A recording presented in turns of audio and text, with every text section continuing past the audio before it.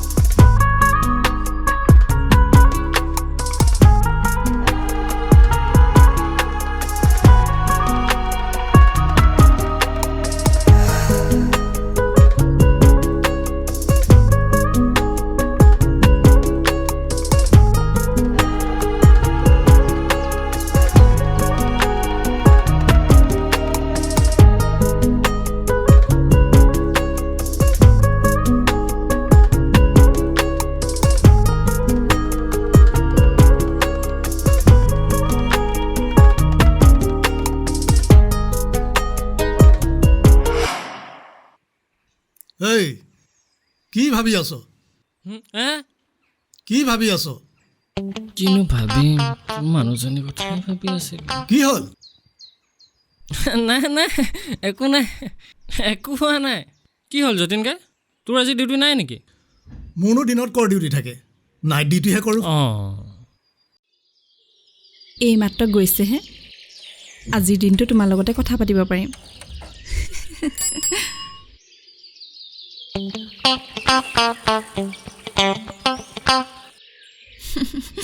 অঁ,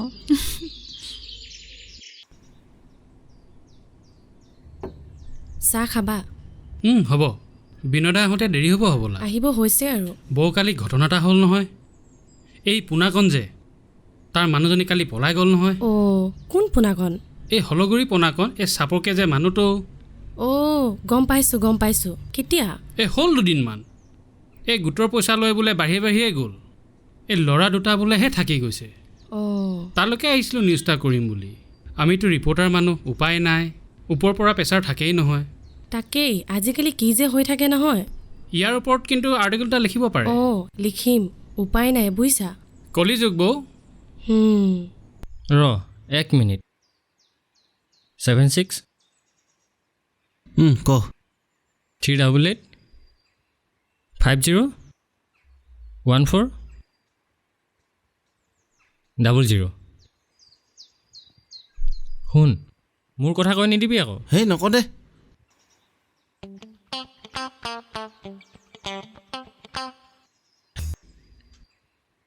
কি হ'ল, কাটি দিলে যে? মতাটো আহিছে বোলে।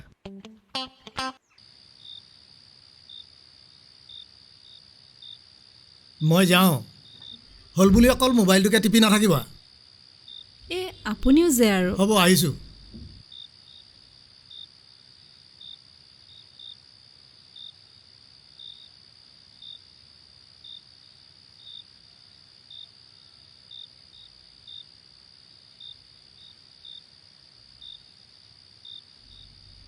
হেল্ল', ই গ'ল।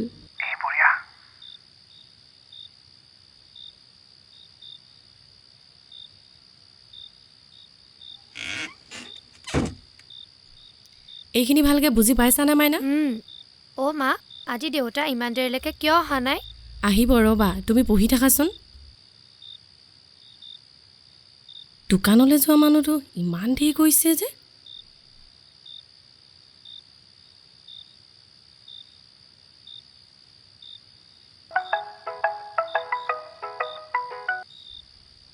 অঁ গৈছোঁ ৰ'বা ভাইটি এই মিঠাইলৈ 1 লিটাৰ দে আটা দে চেনি 1 কেজি দে এই ৰ'বাচোন ৰ'বা মই গৈছোঁ অ' মা দ্বিতীয় বিশ্বযুদ্ধ কেতিয়া হৈছিল যেতিয়া তই তোৰ গাৰ্লফ্ৰেণ্ড এৰি বেলেগৰ বোৱাৰীৰ প্ৰেমত পৰিবি তই তেতিয়া বুজি ল'বি তোৰ দ্বিতীয় বিশ্বযুদ্ধ আৰম্ভণি হৈ গ'ল তই থাক দেই মই যাওঁ হেই ৰ বৌয়ে ফোন কৰিছিলে মোক মাতিছে আজি বেলেগৰ বোৱাৰী দেখিলে ক'বই নোৱাৰা হৈ যাওঁ কামোৰ দি নাথাক দেই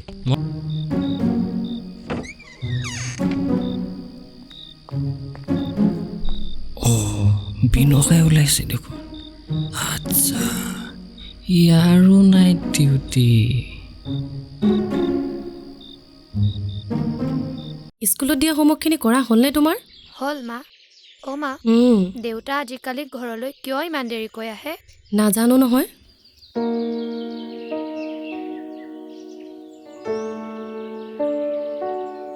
মই নিজ চকুৰে দেখিছোঁ অ' তাৰমানে সি ঘাপলা কৰিলি ঘাপলা মানে মইতো কি কৈছোঁ নিজ চকুৰে দেখিছোঁ অসমত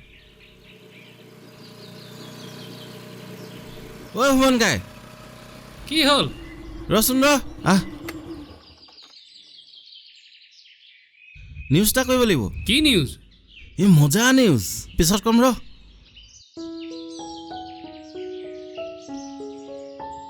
হেৰা তোমাৰ আৰ্টিকলটো বেছ ধুনীয়া হৈছে দেই কি লিখিছা বাহ মজা লাগি গ'ল মায়েতো এনেও ধুনীয়াকৈ লিখে মোকো ইমান ধুনীয়াকৈ পঢ়ায় তুমিহে আমাক গুৰুত্ব নিদিয়া কেলে তোমাক মৰম কৰোঁ নহয় মই আৰু মাকো মৰম কৰোঁ বুজিছা আজি মহিলাসকলৰ গুৰুত্ব বহুত বেছি কিছুমান মহিলাৰ বাবে আমাৰ সমাজখন ধ্বংস হৈ আছে মই কিন্তু ভাল মানুহ হ'ম দেই দেউতা হ'ব হ'ব তোমালোকে এইবিলাক পাছত পাতিবা এতিয়া যোৱা বেটিক স্কুলত থৈ আহা সোনকালে আহিবা দেই সোনকালে আহিম দিয়া মাইনা ব'লা ব'লা ব'লা মা আহোঁ দেই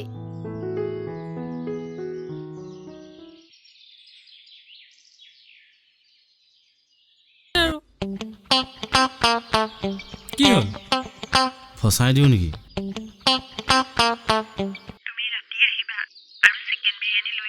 মতাটো থাকিবনে নাথাকিও কিমাননো কম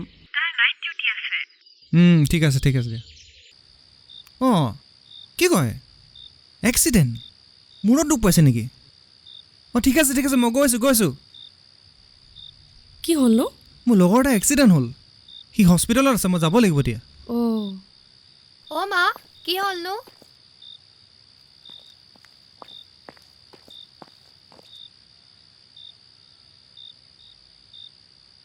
সুস্মিতা মই বিনয় দৰ্জা খোলা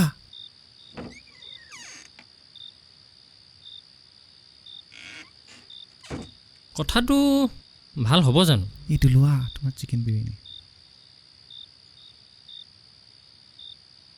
ইমান চিন্তা কৰি লাভ নাই আমি নাই পোৱা যদি তাকো নিদিওঁ বছ দে ফোনটো লগা হেল্ল' লগৰটো ভাল পোৱা নাই অ' আইচিউত আছে